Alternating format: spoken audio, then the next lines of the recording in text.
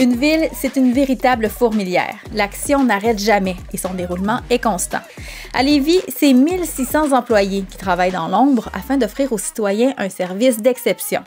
Je m'appelle Audrey Roy et je souhaite mettre en lumière le travail de ces employés qui font une grande différence dans le quotidien des Lévisiennes et Lévisiens, mais surtout de vous faire voir Lévis autrement.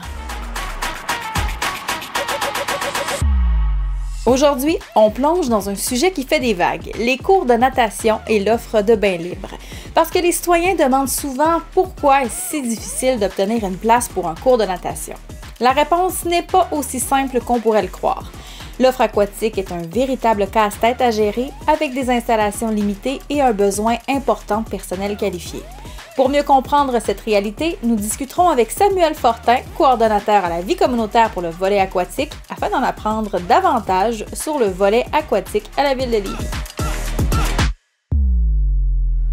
Samuel, on se trouve actuellement au complexe aquatique multifonctionnel qui a été inauguré en 2020 dans le secteur Saint-Nicolas. C'est un endroit qui est magnifique, il faut le dire. Combien il y a de piscines sur le territoire de Lévis? En fait, sur le territoire de Lévis, il y a 4 bassins de piscines. Il y en a une qui est dans le secteur des Jardins, qui est au Centre culturel Pierre-Les-Tourneaux.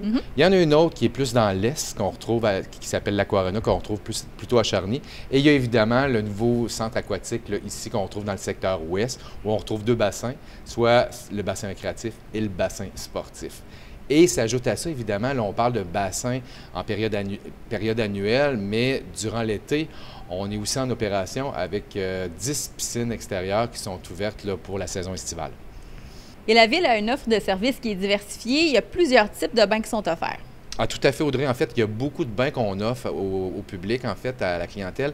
Il y a des bains familiaux, les bains pour tous. On a des bains d'entraînement, des bains 55 ans et plus, et des bains plus types spéciaux qu'on appelle, où il y a différents types de matériel mis à la disposition, soit des bains bons dans l'eau, les bains Weebit ou aussi les bains Exploro. Mais tu le disais, il y a vraiment une clientèle qui est variée, tous les âges, des enfants jusqu'aux aînés. Comment vous faites pour vous adapter à ces types de clientèle? En fait, c'est un beau défi pour s'adapter parce qu'il faut essayer de répondre au maximum de besoins des clientèles plus particulières ou des différentes clientèles. C'est pour ça qu'on développe aussi des nouvelles activités par rapport à des tendances qu'on peut voir ailleurs. Exemple, le programme Bon dans l'eau qui a été inspiré un peu de ce qui se fait à Bruxelles. Les nouveaux cours qu'on a vus un peu partout qui ont pris de l'ampleur, dont les cours avec les paddleboards, avec les structures Weebit aussi, des bains particuliers.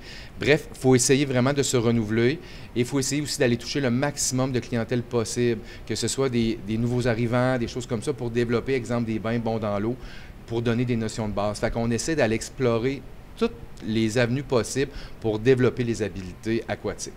Certains citoyens pourraient trouver les horaires contraignants à certains moments.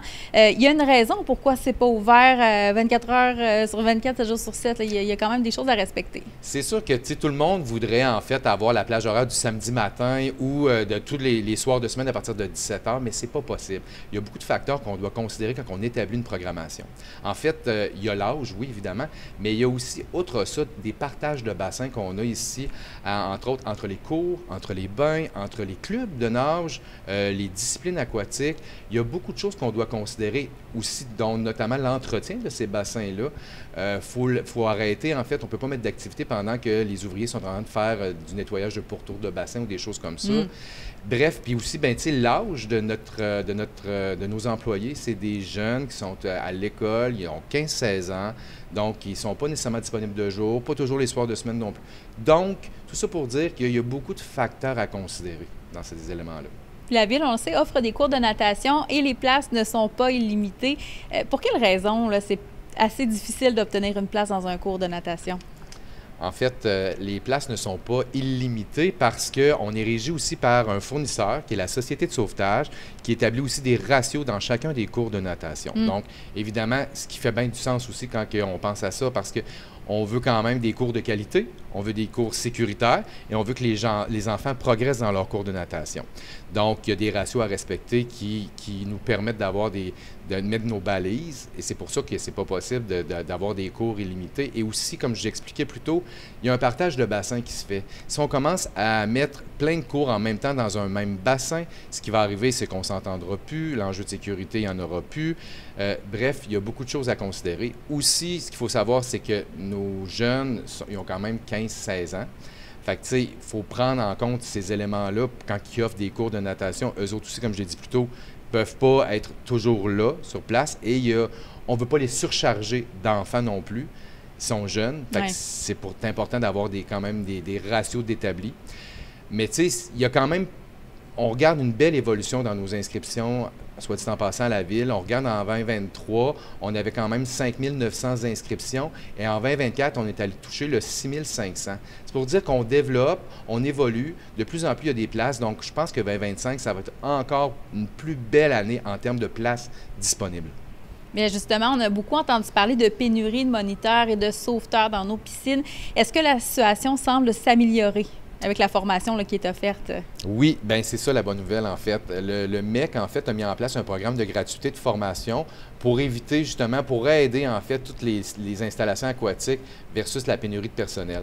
Donc oui, ce programme-là de gratuité de formation, ce que ça fait, c'est que maintenant, les jeunes qui veulent commencer à travailler n'ont pas à payer pour obtenir leur brevet, qu'ils soient de croix de bronze, sauveteur ou moniteur. C'est gratuit. Fait qu'on a vu comme vraiment un engouement pour devenir sauveteur ou moniteur, ce qui fait que nous autres, on reçoit ces inscriptions-là, on les forme et dès qu'ils terminent, on les rencontre pour tout de suite les engager. Ce que ça fait qu'actuellement, par année, on arrive avec des nouvelles cohortes de 20 à 30 nouveaux employés, ce qui est pas banal, puis ce qui est tellement aidant pour une programmation. Donc, oui, ça a tout qu'un effet. Et évidemment, pour rester dans l'attractivité, évidemment, on forme notre personnel, que ce soit des anciens ou des nouveaux, on les forme en termes de développement de compétences, que ce soit pour des cours adultes, etc. Fait que, tu sais, il y a comme beaucoup de choses, les stages payés, etc., qui amènent comme à dire, mais là, on a évolué puis on est capable de garder nos employés, ou en tout cas d'être plus attractifs. L'objectif, avant tout, d'offrir cette offre aquatique, c'est d'aider à apprendre à nager, que les gens soient en sécurité dans l'eau, c'est ça? Exactement. En fait, c'est vraiment nos principes fondamentaux qu'on appelle, je vais le dire, c'est un peu notre ADN, nous autres, quand on est dans le milieu aquatique. C'est vraiment l'apprentissage de la nage. Que ce soit par différents moyens, comme je disais tantôt, par les cours de natation, évidemment, par le fournisseur, la Société de sauvetage, mais il y a d'autres façons aussi où on essaie d'augmenter les compétences de nageurs, que ce soit dans les écoles avec le programme Nager pour survivre, que ce soit avec des bains, comme je disais tantôt, Exploro, où on essaie de développer des habiletés aquatiques. Fait que ça, c'est un des fondements de notre mission à nous, apprendre à nager. Et ça en suit aussi toute la prévention de la noyade. On essaie de beaucoup sensibiliser les gens à la prévention de la noyade, que ce soit par la Semaine nationale de la prévention de la noyade, que ce soit aussi par des programmes dans l'eau avec des groupes de camps de jour où on essaie d'identifier c'est qui les nageurs, non-nageurs, des kiosques où on fait de la représentation. C'est sûr que pour nous, c'est très vivant. Cette mission-là de prévention et d'apprendre à nager. Et s'ajoute à ça, dernièrement, tout l'aspect un peu où le service des sports et des plein air à la vie communautaire a développé le projet Polyvalence motrice, que vous allez peut-être entendre plus parler davantage parce que ça se rend tranquillement au provincial et tout ça, et qui fait en sorte qu'on veut développer vraiment les habiletés fondamentales pour apprendre à nager, oui, mais pour être habile dans n'importe quel sport aussi. Être polyvalent. Être polyvalent dans tout. Ce qui fait qu'un enfant qui va développer ces habiletés-là va arriver en soccer ou en aquatique et va être capable de se débrouiller facilement, aisément. Fait qu'on s'en fait aussi une belle mission dans notre service qui va prendre l'ampleur au fil des années.